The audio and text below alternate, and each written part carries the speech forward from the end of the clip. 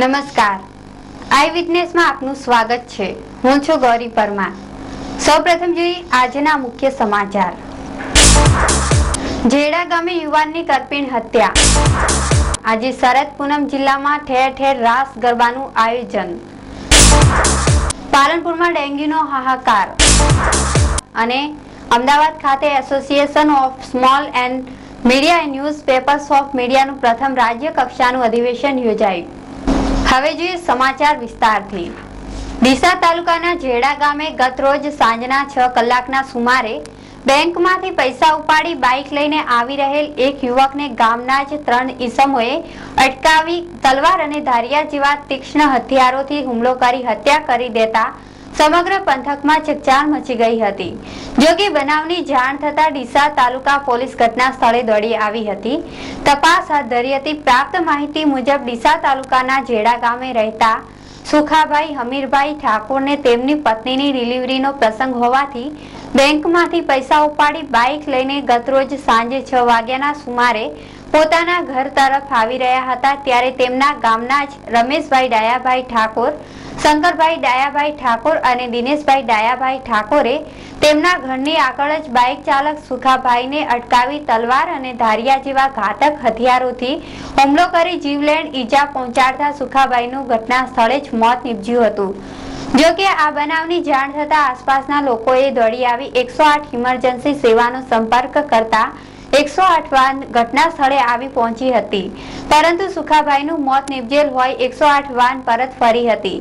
આ બનાવની જાણ થતાં ડીસા તાલુકાના પીઆઈ સ્ટાફ સાથે ઘટના સ્થળે દોડી આવી મૃતકની લાશને પીએમ અર્થે ડીસા સિવિલમાં ખસેડી હતી। આ અંગે મૃતકની પત્ની અમિયાબેન ફરિયાદ આધારે પોલીસે ઉપરોક્ત 3 ઈસમો વિરુદ્ધ હત્યાનો ગુનો દાખલ કરી વધુ કાર્યવાહી હાથ ધરી હતી।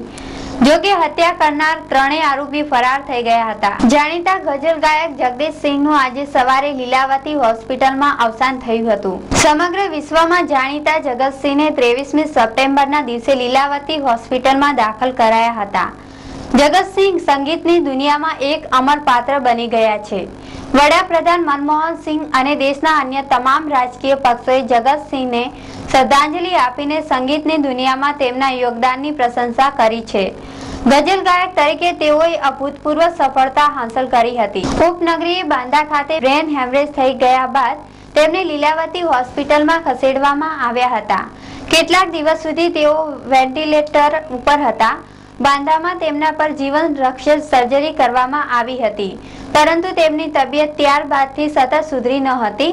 જગતસિંહ તેમના પત્ની ચિત્રાંશસિંહને છોડીને ગયા છે। ગઝલ કિંગ તરીકે જગતસિંહ લોકપ્રિય થયા હતા।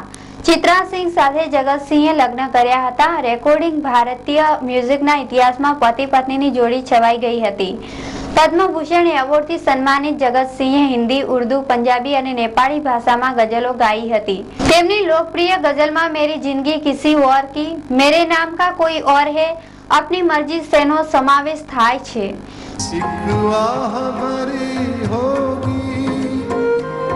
हमने न सुनी होगी, जाते जाते तुमने आवाज तो दी होगी। हर वक्त यही है वक्त, उस वक्त कहाँ थे जब तुम चले गए। मुझसे जो किया तुमने तो क्या पाओगी, प्यार मुझसे जो किया तुमने तो क्या पाओगी, मेरे हालात की आंधी में बिखर जाओगी। किसका चेहरा, किसका चेहरा अब मैं देखूं, तेरा चेहरा देख कर मेरी आंखों ने चुना है तुझको दुनिया देख कर। જે દિવસે જગતસિંહને હોસ્પિટલમાં દાખલ કરવામાં આવ્યા હતા તે જ દિવસે સાંજે પાકિસ્તાનના ગઝલ ગાયક ગુલામ અલીની સાથે પણ એક કાર્યક્રમમાં ઉપસ્થિત રહ્યા હતા. પાલનપુરમાં માન સરોવર રોડ ઉપર દાગીના ધોવાના બહાને 3 ધુતારા એક ગૃહિણીને છેતરી અંદાજે રૂપિયા 15 થી 20 હજારનું સોનું આબાદ કરી પડાવી ગયા હોવાનો કિસ્સો પ્રકાશમાં આવ્યો છે. લોભિયા હોય ત્યાં ધુતારા ભૂખે ન મરે. ઓગતીને સાર્થક કરતા બનાવની મળતી વિગતો મુજબ મૂળ કેરાલાના પરંતુ શહેરમાં ઇડલી ધંધાનો ધંધો કરતા પ્રકાશકુમાર નાયર માન સરોવર રોડ ઉપર આવેલ મહિલા મંડળ સામે રહે છે.